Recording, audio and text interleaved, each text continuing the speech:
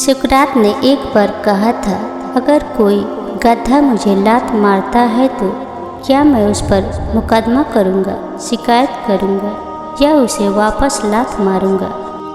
बात ये नहीं कि हर मुबाहसा जीता जाए या हर दलील में कामयाबी हासिल की जाए, बल्कि ये है कि अपनी तवानाई उन लोगों पर मसरूफ़ की जाए जो उसके मुस्तहिक हों। जहालत चीखती है जबकि अक्ल खामोश रहती है। जब किसी के पास देने के लिए तौहीन और शोर शराबे के सिवा कुछ न हो तो सबसे ताकतवर जवाब खामोशी है। शाखों को खाली भी अल्लाह की जात करती है और शाखों को फूलों और फलों से भरता भी अल्लाह है। फिर तुम्हें कौन सी बात अल्लाह से मायूस करती है। बस बीज जरूर बोना, वह बीज दुआ की सूरत में है, नियत की सूरत में, गुमान की सूरत में, सब्र और उम्मीद की सूरत में है। दुआ करोगे तो अल्लाह पाक उसको हरा भरा करेगा। सच्ची नियत होगी तो अल्लाह उसको फल देगा। जैसा गुमान होगा वह तुमसे वैसा पेश आएगा। सब्र और उम्मीद करोगे तो शाखों की डालियाँ फूलों से भर जाएगी। अल्लाह पे भरोसा रखो। एक बात याद रखना, ज़िंदगी में बहुत कुछ बदलता है। रिश्ते, दोस्त, इंसान बहुत करीबी छोड़ जाते हैं। बहुत कुछ झेलना पड़ता है। मुश्किल आती है, आएगी और आती रहेगी। उनसे लड़ने के लिए आपके साथ कोई खड़ा नहीं होगा। किसी से उम्मीद मत लगाना कि वह आपके मुश्किल वक्त में आपके साथ होगा।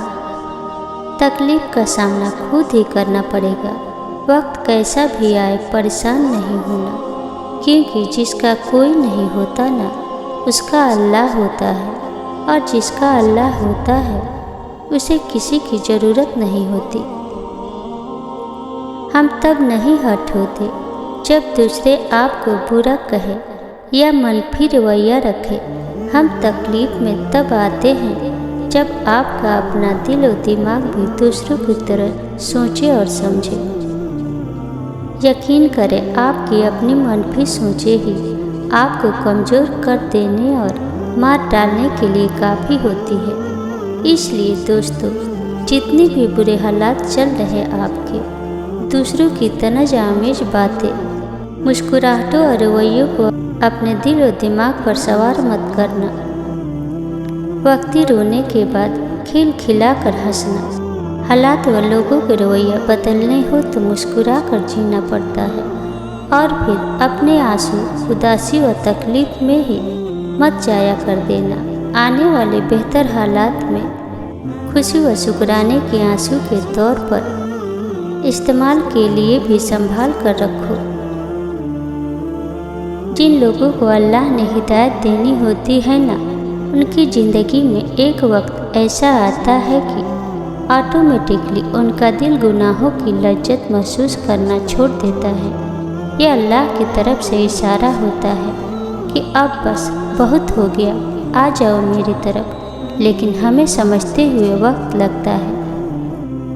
ये जो मायूसी और बेचैनी रगों में फैल जाती है ना, कि हमें कोई राह निजात नहीं मिलती, ये उसकी तरफ से बुलावा होता है।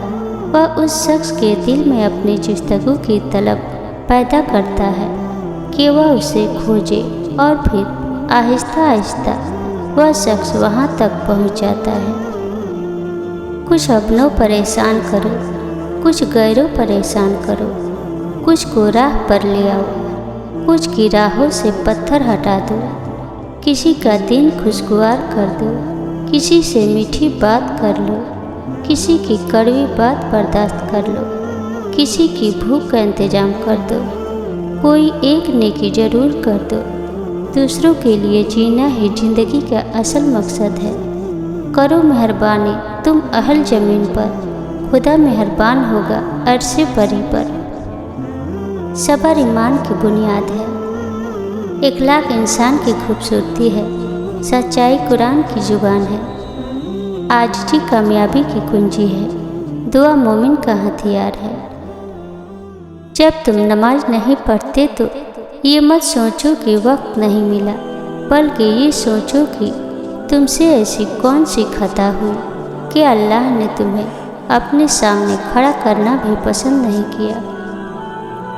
पैसा कहता है मुझे हासिल करो, सब भुला दो।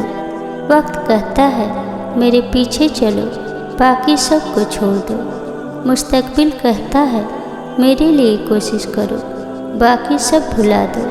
अल्लाह सिर्फ इतना कहता है मुझे याद करो, सब कुछ तेरे कदमों में डाल दूंगा। ज़िंदगी में किसी का इंतज़ार मत कीजिए कि कोई आएगा और आपसे मोहब्बत करेगा, आपको खास महसूस करवाएगा। अपनी फिक्र खुद कीजिए, अपने आप से मोहब्बत कीजिए।